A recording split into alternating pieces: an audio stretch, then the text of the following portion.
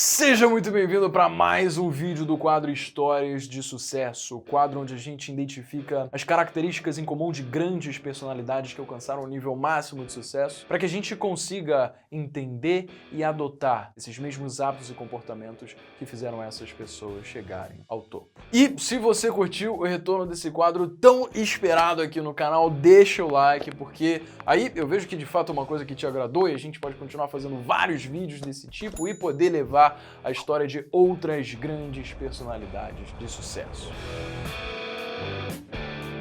Elon Musk nasceu em Pretória, África do Sul, no ano de 1971. Filho mais velho de May e Errol Musk, Elon Musk também tinha dois irmãos, o Kimball e a sua irmã caçula, Tosca. Na superfície, o pai de Elon, Errol, era um engenheiro eletromecânico, piloto e marinheiro bem-sucedido. Mas ele também era emocionalmente abusivo com seus filhos. Várias vezes, Errol ordenaram os três filhos a sentarem durante horas, enquanto ele os dava esporros. Já a May, mãe de Elon, ela se tornou modelo muito cedo, com 15 anos de idade, profissão que exerce inclusive até hoje, aos seus 72 anos. E além do seu passatempo posando para algumas das revistas mais conhecidas do mundo, como a Vogue e a Time, Dona May também divide o seu tempo dirigindo o seu próprio negócio de nutrição, que já tem 4 décadas e atua em 8 cidades e 3 países.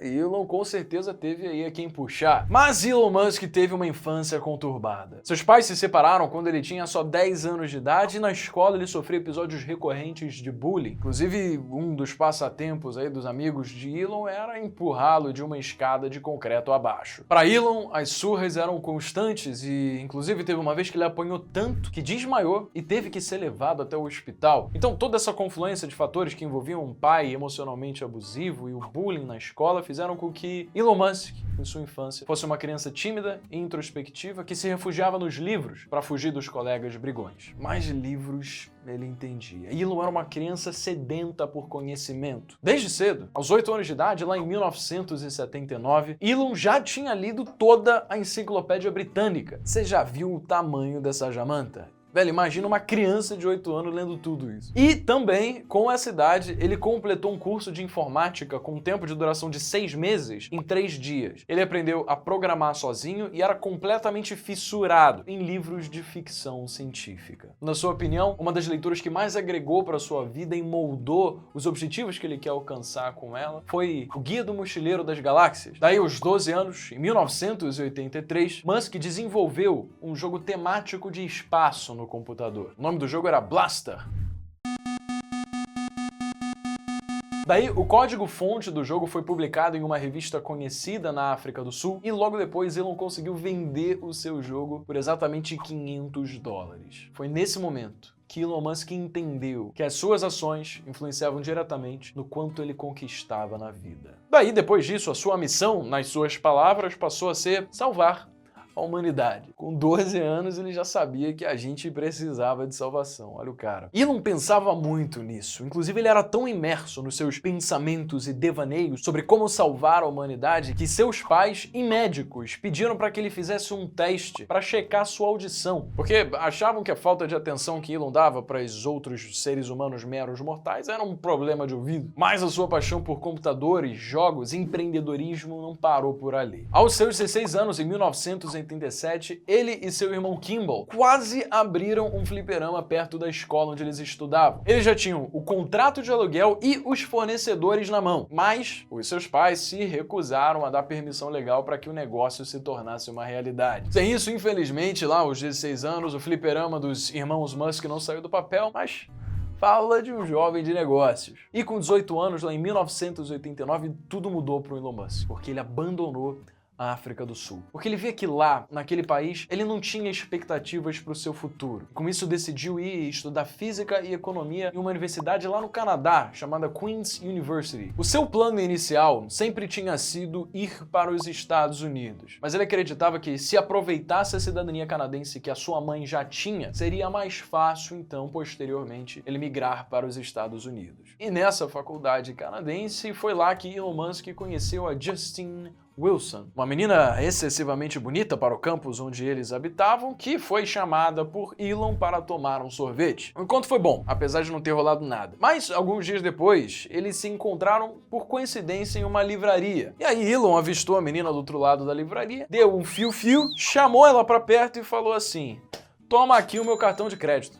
Pode levar o que você quiser." É um verdadeiro conquistador, meus amigos. E em 1992, já com seus 21 anos, depois de ter passado quase 3 anos lá no Canadá, Musk conseguiu se transferir para University of Pennsylvania, nos Estados Unidos. E aí, como a faculdade era muito cara e ele precisava de dinheiro para bancar seus estudos, Musk transformou a casa onde ele morava numa balada. Ele e um amigo, tinham alugado essa casa de 10 quartos e nos fins de semana o lugar era ponto de fluxo dos jovens universitários. Custava $5 para entrar. Em uma noite eles conseguiam custear basicamente o valor de todo o aluguel. É, meus amigos, mas que não ia a festas.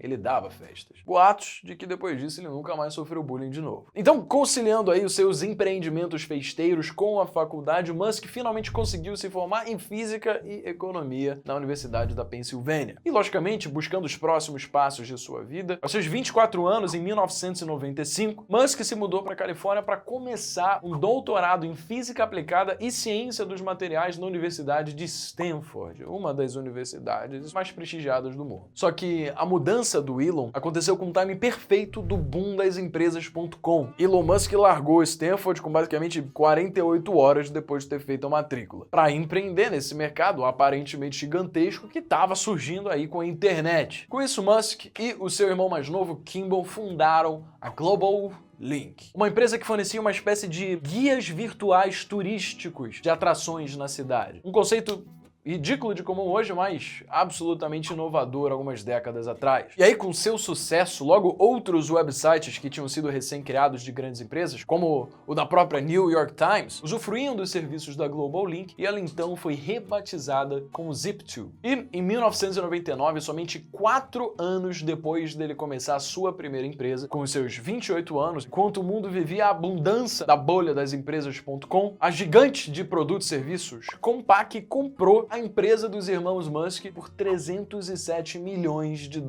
E a parte do Elon no acordo foi de 22 milhões em 99. Daí o cara não curte muito ficar parado, você tá ligado, né? Então naquele mesmo ano, Musk pegou $12 milhões do seu próprio bolso que ele tinha ganho com a venda da sua primeira empresa para fundar o seu segundo empreendimento, a X.com, que basicamente era uma empresa de pagamentos e transferências financeiras. Só que Musk não usou o seu dinheiro recém-recebido de case de sucesso do Vale do Silício para fazer só isso não. Merecidamente, ele comprou um McLaren F1 custando $1 milhão.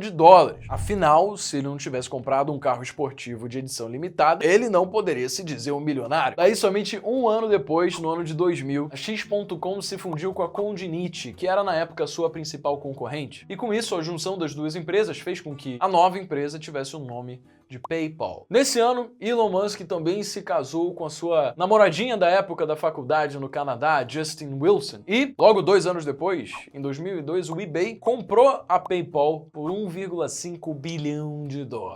E, aos 31 anos de idade, vendendo a sua participação, o patrimônio do Elon Musk foi dos seus $22 milhões iniciais para 180. Como agora ele já estava de boa para pagar as contas, Elon começou a pensar grande. Ele tinha começado com a ideia de um projeto chamado Mars Oasis, que vinha com a ideia de instalar uma estufa experimental em Marte, o planeta, e tentar cultivar alimentos no solo árido e tóxico marciano. E aí, na sua cabeça, para que ele conseguisse chegar lá, ele precisava de um míssil balístico intercontinental, de preferência russo, porque eram esses que tinham um preço mais acessível. Melhor ainda se já for usado. A ideia era meio excêntrica, até para os padrões do Elon Musk. Inclusive, seus amigos começaram a taxar ele de doido. Mas, como dizia o ditado, para quem tem pensamento forte, o impossível é só questão de opinião, e disso os loucos sabem, Musk pegou o primeiro voo para a Rússia, tendo agendado reuniões com empresas russas que construíram sondas para o governo soviético explorar Vênus e Marte durante a corrida espacial. Mas os russos não foram muito maneiros com o Elon não, meio que faltaram com respeito, porque o Elon tentou negociar o preço mínimo de aquisição ali dos foguetes de $8 milhões. Aí os russos meio que ouviram aquilo e falaram assim, ô, novato, volta pra América. A decepção e o desrespeito não só fez Elon desacreditar que ele conseguiria negociar com o russo, como querer mandar eles para aquele lugar. O problema é que ele sabia que não tinha dinheiro para comprar de outro fornecedor. Porque assim, apesar dele ter algum dinheiro, boatos da época, quando a gente fala de equipamentos aeroespaciais, 180 milhões de dólares meio que não é tanta grana assim. Daí, nesse ponto, em que muitos desistiriam, Musk mostrou seu lado de empreendedorismo que ele vinha fomentando desde a sua infância e pensou que, se não tinha solução disponível, ele ia criar uma. Daí a sacada veio no próprio voo saindo de Moscou após a negociação dos russos, em que ele percebeu que, cara, já que os russos não querem me vender um foguete, então eu vou fazer os meus foguetes. Daí Musk começou a calcular e ele viu que as matérias-primas para construir o foguete custavam só 3% do preço de venda que os russos tinham proposto. Daí ele pensou, se a gente produzir então uns 85% de hardware de forma inteiramente interna, e com isso ainda aplicar uma abordagem modular de engenharia de software, ele poderia reduzir o preço de um lançamento em 10 vezes e ainda se beneficiar de uma margem bruta de 70%. E aí foi esse o curso que ele decidiu tomar. Só que, naturalmente, para fazer isso na prática, ele precisava conhecer especialistas e desenvolver um time que o ajudasse a concretizar esse projeto megalomaníaco. Então, Musk começou a fazer algumas doações generosas para organizações de especialistas e entusiastas que queriam explorar o planeta vermelho, de forma que, com essas doações, ele pudesse somente participar um pouquinho das rodas de discussão. Daí, depois de viver em um ambiente rodeado de tantos especialistas, a ideia de Musk maturou e ele investiu 100 milhões de dólares do seu próprio patrimônio para dar início à Space Exploration Technology, ou SpaceX, em 2002. Agora, um dos seus primeiros novos objetivos era o de fazer foguetes reutilizáveis, para reduzir os custos de produção, eventualmente viabilizando assim viagens em massa para o espaço e, acima de tudo, colonizar Marte e fazer da espécie humana uma espécie multiplanetária. Em 2004, enquanto os engenheiros da SpaceX trabalhavam duro na criação de seu primeiro foguete, uma empresa que fabricava carros elétricos acabou chamando a atenção de Musk: Tesla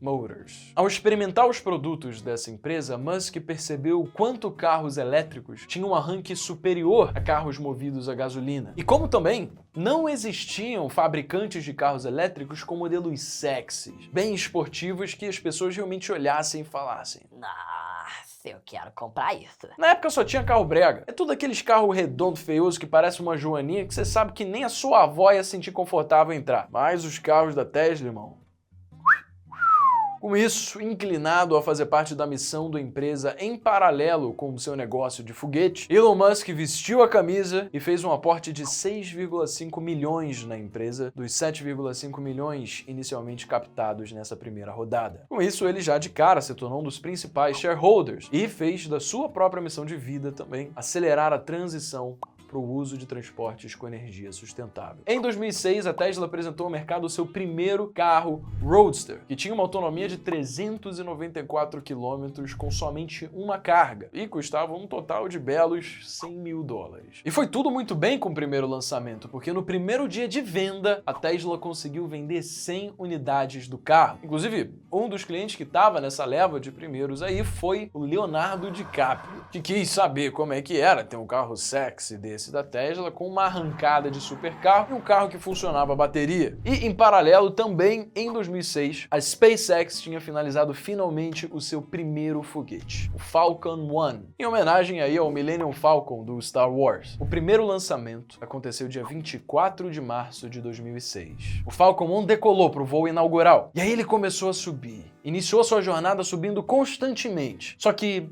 dentro de alguns segundos o combustível começou a vazar. E aí, o resultado, milhões e milhões de pedacinhos do que antes era o Falcon 1 caindo em destroços de volta à Terra. SpaceX engoliu o fracasso, ajustou as mudanças necessárias para que isso jamais acontecesse de novo. Enquanto isso, no ano de 2007, o então CEO da Tesla, o Martin Eberhard, tinha prometido já ter entregue aqueles 100 Roadster que foram inicialmente vendidos. Mas uma série de problemas de gestão fez com que ele de novo empurrasse a data de entrega com a barriga e levasse também a empresa a uma grave crise financeira. No final, as más condutas de gestão fizeram com que o conselho da Tesla não tivesse escolha além de expulsar o Martin Eberhard, um dos fundadores da empresa que ele mesmo criou. Então Elon Musk se tornou assim também seu CEO. Nesse mesmo ano, enquanto Elon Musk assumiu o cargo de CEO dessas duas empresas, o segundo lançamento do Falcon 1 aconteceu para a SpaceX. Confiantes de que dessa vez nada poderia dar errado, o foguete decolou. E ele decolou por 1 minuto, 2 minutos, 3, 4, 5 minutos no ar, sem nenhum problema, e no estágio de separação, uma oscilação no motor que só ia crescendo e crescendo e crescendo fez com que o foguete explodisse. Mais um fracasso para a SpaceX. E 1 ano depois, enquanto isso na Tesla, devido ao grandioso trabalho de gestão de Elon Musk, os Roadsters finalmente começaram a ser entregues. Mas isso não deveria ser confundido com um grande sucesso, porque por mais que para o mundo a Tesla estivesse no ápice da inovação, internamente ela estava passando por uma extrema quantidade de crises financeiras. Musk, como CEO, chegou a reduzir em 25% do pessoal da empresa, mandou um monte de gente embora. Isso para ele conseguir reparar ineficiências e cortar alguns gastos, mas eram muitos gastos. E com os menos de 10 milhões de dólares que a Tesla tinha levantado com essas suas primeiras vendas, tudo indicava que se ela não levantasse mais capital, ela iria ficar à beira da falência. Sem nunca esquecer dos problemas da Tesla, 2008 também foi o ano do terceiro lançamento do Falcon 1 para a SpaceX. Mas aí, quando todo mundo estava certo de que ia finalmente conseguir um combustível residual no momento da separação do segundo estágio, fez com que o booster entrasse em combustão depois do estágio ter separado, fazendo com que ele colidisse com o segundo estágio. Isso tirou a estabilidade do foguete e ele explodiu. Bom, e como você deve pensar nesse momento tenebroso nos negócios na vida do Elon Musk, o relacionamento de Elon com a sua esposa Justine, com quem já era casado há 8 anos, já há um tempo não estava muito saudável. Um mês depois do fracasso do terceiro lançamento do Falcon 1, Justine anunciou o divórcio. A vida de Elon Musk estava completamente em ruínas em 2008, aos seus 37 anos. Quase todo o dinheiro do Elon Musk investido nas suas duas empresas, a SpaceX e a Tesla, já tinha sido consumido. Os seus 100 milhões de dólares na SpaceX e 70 milhões de dólares que Elon foi ao longo do tempo somando e somando, aumentando sua participação acionária na Tesla. Vendo esse dinheiro praticamente ir pelos ares, ele enfrentou o dilema: eu vou liquidar tudo que eu tenho hoje.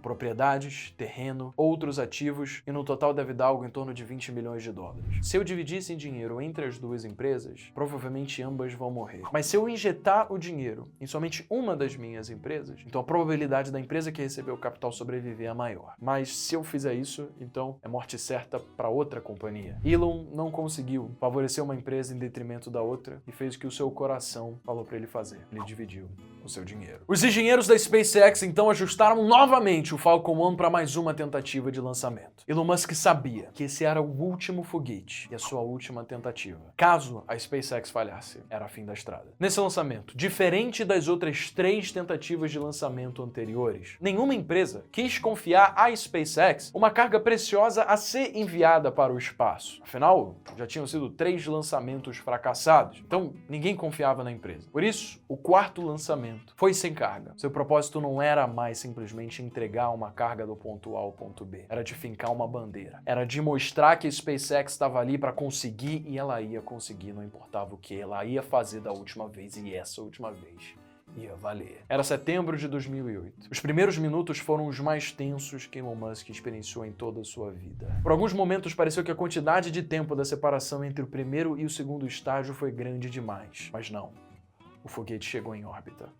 O lançamento foi um sucesso. E no momento de absoluta euforia, Elon Musk sabia que, por mais que esse fosse um dos momentos mais gratificantes da sua vida, nada significava que estava tudo bem. A SpaceX tinha esgotado completamente os seus recursos nesse último lançamento. Ela não tinha dinheiro para fazer nenhum outro. Então, a não ser que um milagre acontecesse, a SpaceX tinha acabado. E também disso, em paralelo, a Tesla só dava indícios de que também não ia sobreviver. Mas 2 dias antes do Natal, quase 3 meses depois do quarto e até então último lançamento, a NASA entrou em contato com a SpaceX para oferecer um contrato de 1,6 bilhão de dólares para que a SpaceX pudesse levar a carga da NASA em órbita. Isso foi o que bastou. A SpaceX estava salva. Inclusive, a NASA foi tão importante para a história da SpaceX que depois desse evento, o Elon Musk mudou a sua senha de seu computador pessoal para I Love NASA. Infelizmente, o respingo de sorte da SpaceX também chegou à Tesla. Elon Musk, além do dinheiro que ele recentemente tinha investido na Tesla, conseguiu levantar outros 20 milhões de diversos investidores e mais 50 milhões de dólares da Daimler, empresa automobilística que ficou encantada com o projeto da Tesla e também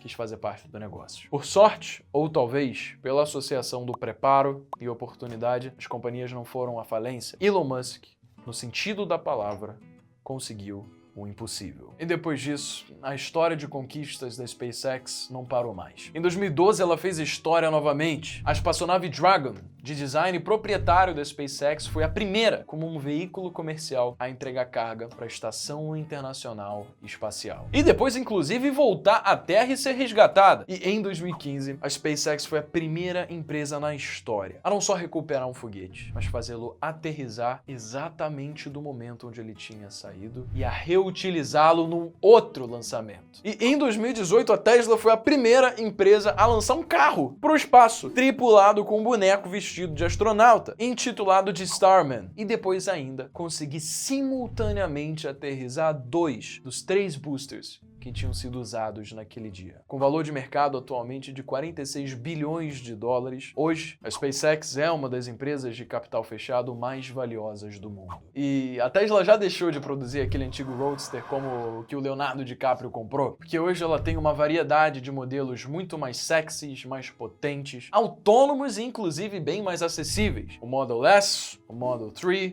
o Model X e o Model Y, as Semi-Trucks, o Roadster 2.0, Conhecido também como o carro mais sexy já criado. e a Cybertruck, que revolucionou completamente o conceito que uma caminhonete utilitária deveria ser. Mas a gente não pode pensar que Elon Musk se restringiria só a explorar espaço e mudar a forma como o carro percebe e usa carros elétricos. Ao longo de sua vida, Elon Musk foi criando e também se tornando acionista de diversas outras iniciativas que ele sempre acreditava serem importantes para o mundo. Em 2013, o Elon Musk apresentou o Hyperloop, um novo conceito de transporte de altíssima velocidade que consiste em um tubo com baixíssima pressão em seu interior, quase que um vácuo, transportando cápsulas que por si transportam pessoas a uma velocidade de até 1.200 km por hora. Isso basicamente faria com que uma viagem de quase 6 horas de Los Angeles a São Francisco durasse algo em torno de 35 minutos. Elon Musk também é vice-presidente da OpenAI, uma instituição sem fins lucrativos de pesquisa em inteligência artificial, que tem como objetivo promover e desenvolver inteligência artificial amigável de forma a beneficiar a humanidade como um todo. Porque Musk acredita que inteligência artificial é simplesmente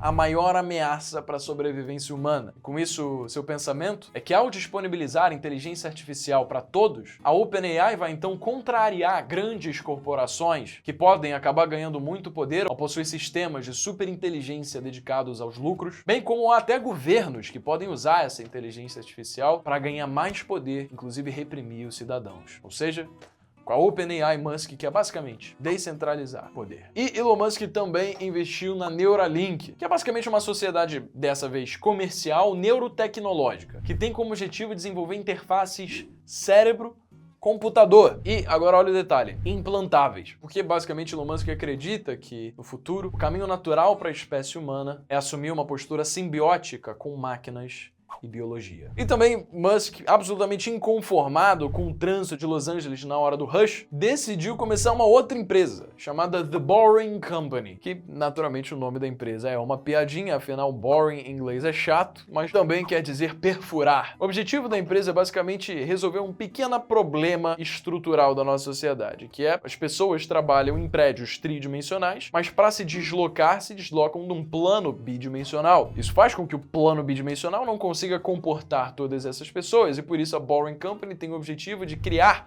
túneis debaixo do solo com vários níveis de profundidade para que assim carros possam ser transportados nas mesmas 3 dimensões que pessoas trabalham nos prédios comerciais. E a partir de 2008, basicamente aí 2 meses depois de Elon Musk e Justine Wilson terem se divorciado, Elon Musk anunciou o seu relacionamento com uma atriz chamada Talulah Riley. E eles inclusive chegaram a se casar em 2010 para depois se divorciar em 2012, o que fez a gente pensar que basicamente seria mais um relacionamento que não deu certo se eles não tivessem decidido voltar em 2013, quando se casaram novamente e ficaram mais 3 anos juntos até finalmente se divorciarem de vez em 2016.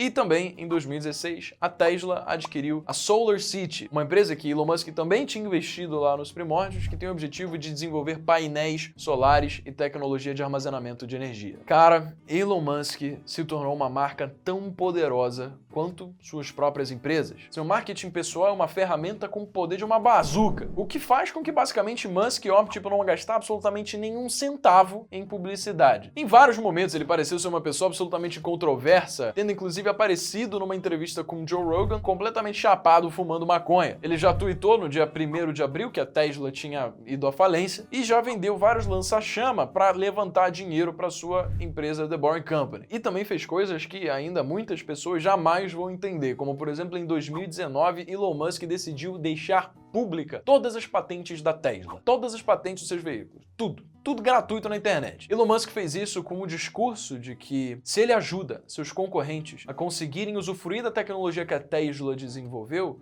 então isso é um incentivo para o mercado crescer mais rápido, o que vai ajudar com que a própria Tesla consiga alcançar um dos seus principais objetivos, que é combater o aquecimento global e acelerar a transição da raça humana para o uso de energia sustentável. De fato, pensando na missão, foi a coisa certa a se fazer. Agora, pensando do ponto de vista de negócios, muitas pessoas discordam. Mas vamos combinar que ao mesmo tempo acabou sendo uma baita de uma estratégia de marketing. Porque, se você pensar, liberar as patentes dos seus veículos autônomos e elétricos faz com que a Tesla seja de fato percebida como uma grande pioneira nesse mercado. Ou seja, a imagem que passa é que ela foi capaz de criar uma coisa tão boa que a empresa é basicamente imbatível e pode vir concorrer quem quiser, que ela já sabe que ela já ganhou. Hoje, Elon Musk é o 4º homem mais rico do mundo e seu patrimônio total estimado é de 93,7 bilhões de dólares. Só pra gente ter uma ideia, Warren Buffett, mega investidor, absolutamente aclamado por buy and holders, atingiu seus primeiros 70 bilhões de dólares somente aos 89 anos.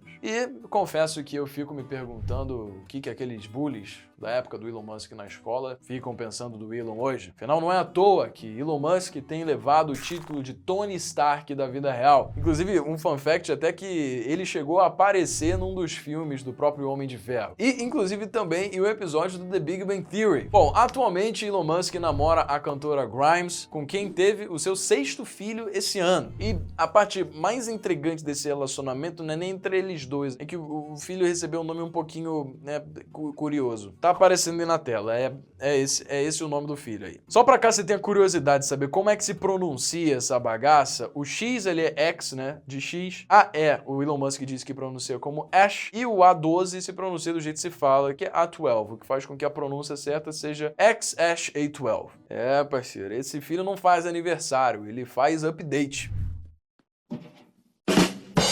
A previsão é para a SpaceX levar sua primeira missão tripulada para Marte já em 2024. E Elon Musk, quando ele pendurar as botas das suas iniciativas empreendedoras, disse que quer se aposentar em Marte. Inclusive, em uma entrevista conduzida em março de 2018, ele disse: "Eu vou se eu tiver a garantia que a SpaceX consegue sobreviver aqui na Terra sem mim. Já disse, quero morrer em Marte, mas não durante o impacto." E além de tudo isso que a gente falou e tudo isso que o Elon está construindo, é bonito de ver ainda o que ele deseja alcançar. A SpaceX tem o objetivo de fazer com que o ser humano consiga ter acesso a qualquer lugar do mundo em menos de 1 hora. Com uma frota de foguetes integrada que consegue tornar de forma acessível passagens que vão permitir com que nós, pessoas comuns, consigamos trabalho na China, morando na Califórnia, com tempo de visitar os nossos pais em Zimbábue. Eu, sinceramente, mal consigo esperar o mundo fantástico que tem pela nossa frente, justamente por pessoas que, como o Elon Musk, pensam no bem do coletivo, nos problemas que ele de fato sabe